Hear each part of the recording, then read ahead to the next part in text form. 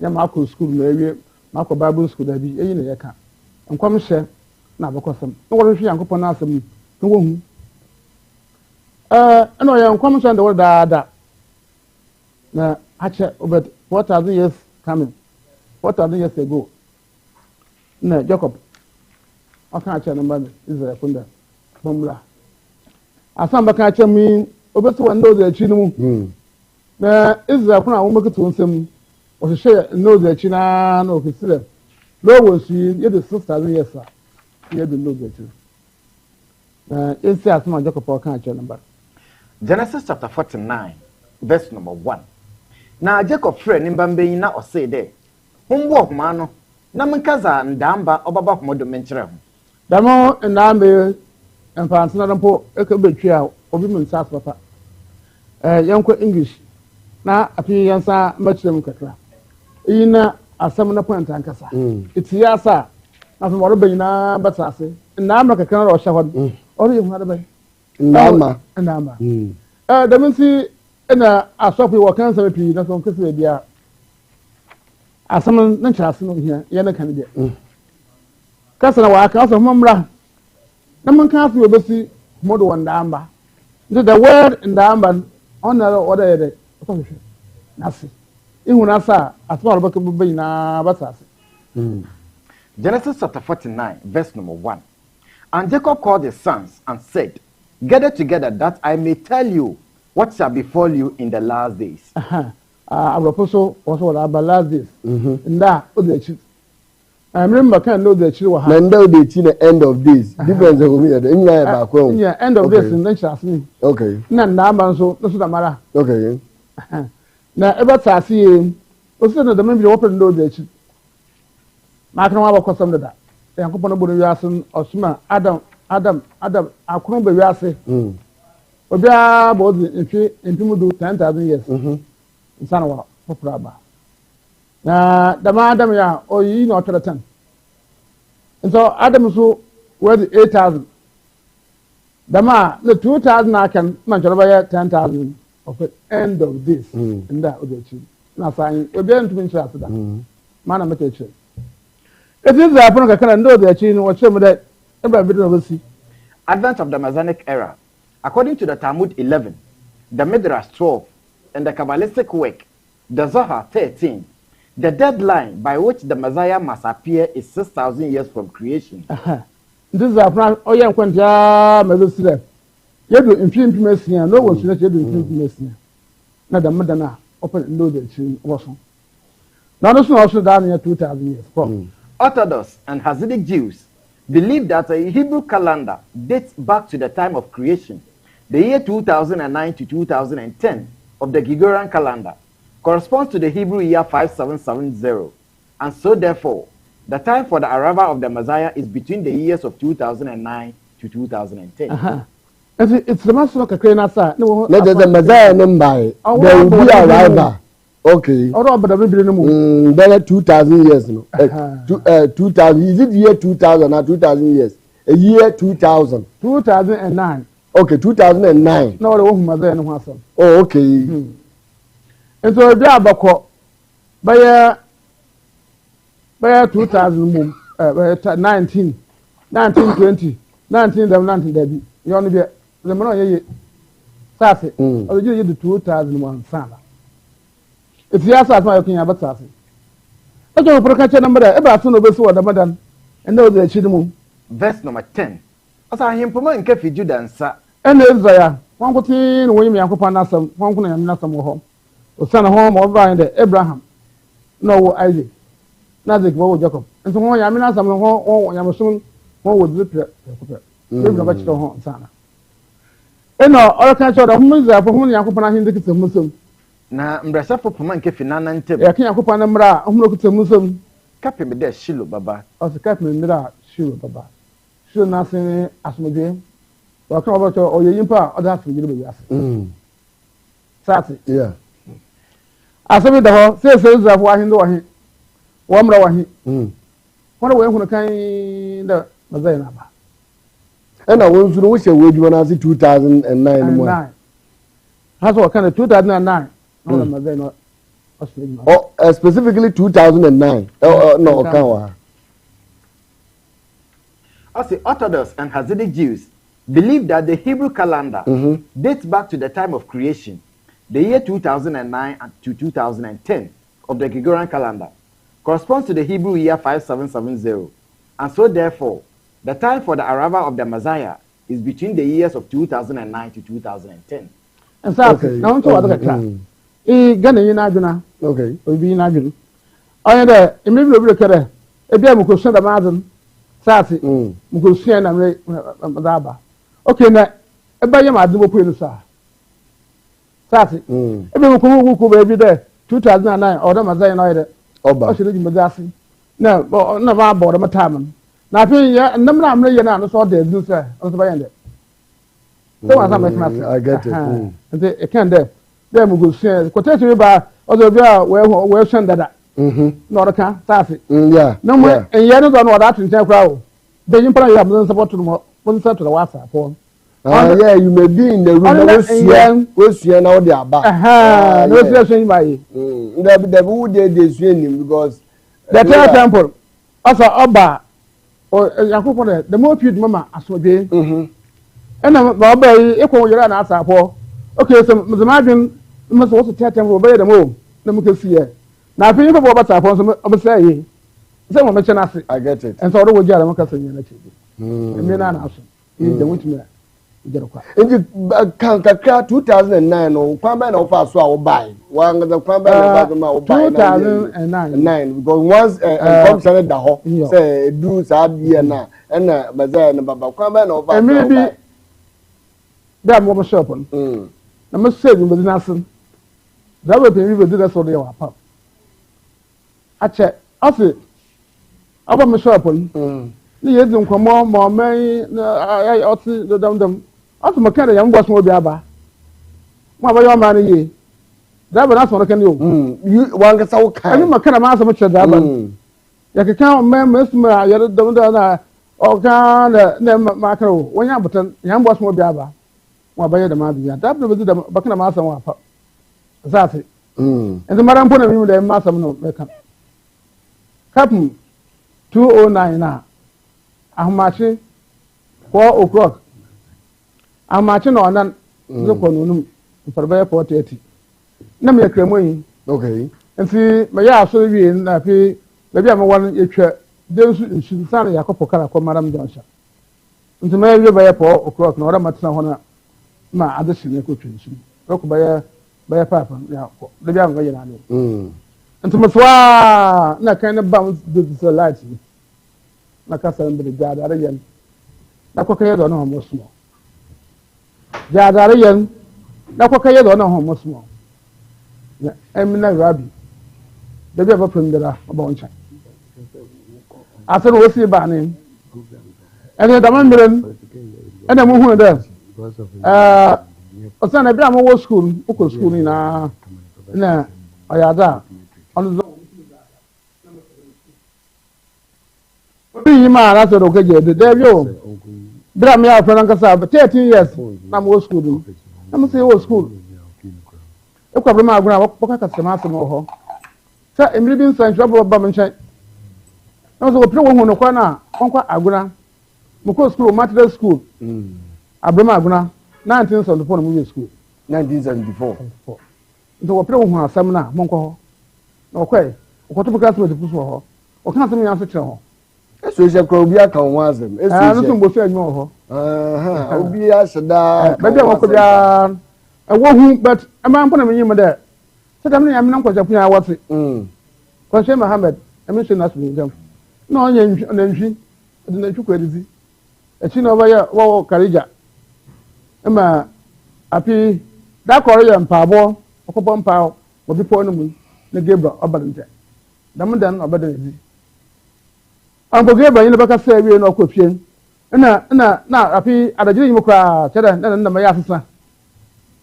Then you carry your obia, and so upon a gentleman our money. It will be a natural so papa. A wounded no change your way changing and yeah and it's for passenger. Sana maka dija never na jedi fu nya wo ma. Yes. Osana maka. ene wo nyina so abosom nti ka maka na nda je ka mara mfonko wo sa to mehye na se ana ne nsufonko wo ho so kaleji wanko me biara ho okwa Christian yi so fopin wo pa no walaka oye Israel yi ona ka pa no bo hwe no kuna do ye ndi papa no ba no se ha oyi na kwansu na arabo Arabia sase nti ma no oye obeye gidefo o ma me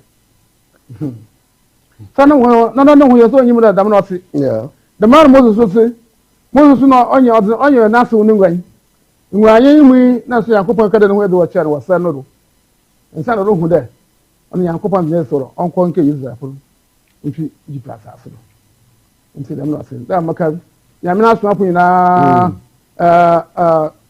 okun e wodoro wo ho wodu han wo ye to so asam Yesu onye na maame wo bepo na ase woteto Oliver ba ata okun ya bu sibo ena oti dede oti dede bi wo kwara no osa no ho mo dede wo kwara mo ma kwahwe na nko so opo bepo oduru ha na abopo okere wo hia na lati tse yi wo tweno do ono no wo paada ha wo ne wo manya boku ono wo do shanako so sara na pe na osmako nkan ya ayende nkan na boko osra ka said let them know why Yesu no Jesus as American Yesu no ni Jesus ntase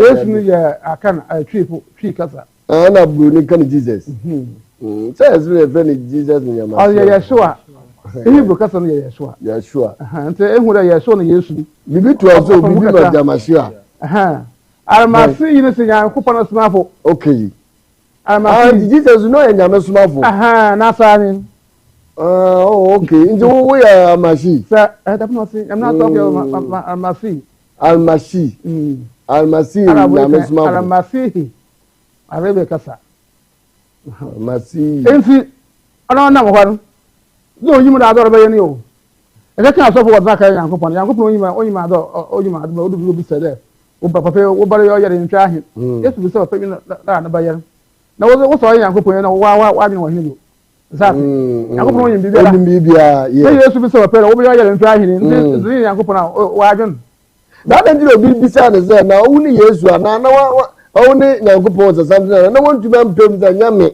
na wo mo ze ihwa me nyoma wow na abas enti odere ho ba asase wo wo na onyim no ho asam enti ne Yankopon so gebra papa kan asam chiro ho esuma sman mpre owa akwata kwade le fite kwada ba wo so ho amane ebotumaka yeah but osoro domam before na wo ban gere wo nsa oye wo dan onyin po wo nsa na ndi wo wie na nka ho asem enti je wo kan chawa na awo dam chechemi na asofo iwonyim empoma nkemo ko yampo wonyim sasa mechan okun ya bodora ma wo bada wonyim pa ma ba asase du na wo yafi no ho asam otre yimpa wawu yimpa wa anka asase ya wo do no wo no bi ni bomba wawon wo no nyina ni no kiba we wo no bi orobo mpa na pa sam yo imagine dem da no ya so da afasa ma no anka wo wi na wo wi asibi dem e sutri enti Yankopon obo gebra do maka sai kire na asoma afuna wo ba nti gebra no ba wo kan ole Yankopon sidam kadam sase enti amara na meka che papa nde yambo so obi aba wa ba yo man yi na sam na mi mele ni kat mo da mada na kasa na bade jadare yen na kwaka yedo na mo so emna rabi bebe bo penda mo won chan na wa na makare mo school na mo sey wo school sam sey wo school za na adwuma mashase na ayeni ayasa masan na mo bibia da mo sey da bakan sam na makana bisimo makana mano asam abaye adwuma nti mashase nti mo nkurase pi ti nkuro pi de kasa nkofo yere wo ho ukwe bia mutumu na ntu kokura so ba 7 miles na manam kasa yere ko yere wo ho 2014 ni armo wa apam jonse na kasa mbade ne de kankamo ko kisa fu ya bom no won so me Yankopon na gana ha oyin pakweti mpa yehu amaji no so mutu na osumi ne de asumje ntentomo so papa bi dwenyi osumi mwa ma bom si makan yo Bibi aka sare bansa na maye. Ntade abo hye bia so de pepe. Kasa de kasa kire anzana waye. Bibi ehwa amazama adwene ye. Da mo so ya mo da dabi. Sase, bibi aje mo sire ho asamsa. Ntane pie ho odwu ma ju mbo hwe so da ma no se. Nti bibi am ye do de pepe bibi aka mo kan asam ko apu de. Enne da mo da no na tempo ni yensi. Da da de pon ho asam ba. Na kasa bere won twa da de pon ho. No be ye do to bata po. Mo kan asam ko apu asan abani o. Ibo twa da de pon ho. Da de pon ba bi mo osin. Emi mi no osin. Anadwo do an na wo yi kyerem. Na de ma wo si dan wo ho. Na me the office. Nti ko no matna na me ye medjuma yada. Dum ka je botu office dan ye ho. Esu ha office esu be bera na yas, ha dan yas, ha na yas, ha na yas. Ye ntwa ho won achi. Ye si pire na ina wie. Ye twa ho won achi. Ope bi okita kuma. Ada na mkaka. Ono mama otse twinpi ho mpo. Ade cha na to ndo kuma achi. Go pi that's all about no crap mo ho kwan. Ya sha asu. Mo go etumo obere mo oye that's all period obebezi. Na na dom na adoso. Ntende ye nyera mabere. Oyi se makoma ya ko ho akono, mo so wonko ho akono. Dent man kan wonko anu na da sia. Na da so. So obi na dwene ya nda obi na me hwere na ya. Abe bia woto mpene so. Ode na ye ba mpene akono.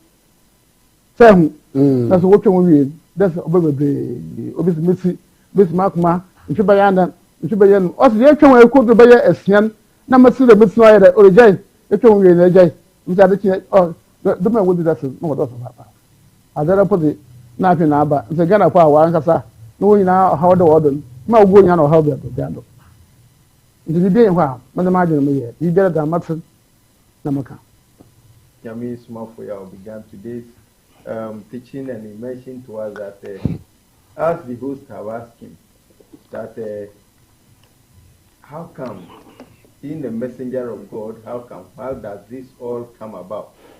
He said that yes, the messenger of God, this is in the prophecy long ago, and that for you to know about God's true religion, you have to be abreast with the knowledge of the histories and then the prophecies. He said it is this that will give you the understanding of the religion of the Most High God. And so he explained and asked that these two knowledge, if you have them, you really understand the religion of the Most High God for you to belong to it. And that the Israelites who first have the knowledge of God, they have the idea about the messengers of God. And so they knew that there would be a messenger who will come in the end of this. So he said Jacob told his children. As he has mentioned, he said Jacob gathered his children in Genesis chapter 49, verse 1 thereabout, mentioned to them that they should gather together so that he would tell them the things that will befall them in the end of days. His righteousness, Yami Smafoya, said that for you to understand this message that Jacob is giving to his children, you first have to understand the end of days as mentioned.